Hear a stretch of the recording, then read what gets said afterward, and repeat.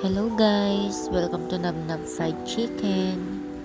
Maulan pero kailangan pa rin kumayod. Kami po ay nagsisimula pa lang sa pagbebenta ng fried chicken. And masasabi naman po namin na okay. That's right. Okay ang fried chicken na negosyo. Sa ngayon, sobrang nakakatulong siya sa pang-araw-araw namin. Talagang sapat sa mga pangangailangan namin.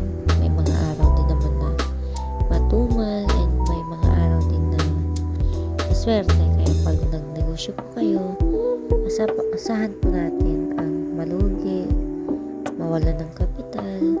Pero kung matibay ka, malakas ang loob mo, pinapasa Diyos mo ang lahat, trust me, makakabangon at makakabangon ka. Kagaya namin ng isa ko. Nung una, nalugi talaga kami, nawala ng kapital. Dahil nga sa malakas ang loob namin, sumubok uli kami. Ang pinag-aralan na lang talaga namin ang pagnenegosyo. Madami kaming pinagdaanan hanggang sa naging parang okay na. Hindi na kami nakukulangan sa mga gastusin.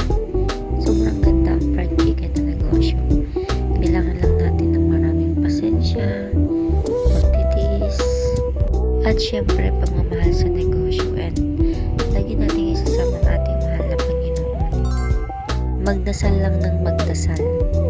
Kaya ikaw, kung gusto mo ng ganitong negosyo, tanong ka lang sa comment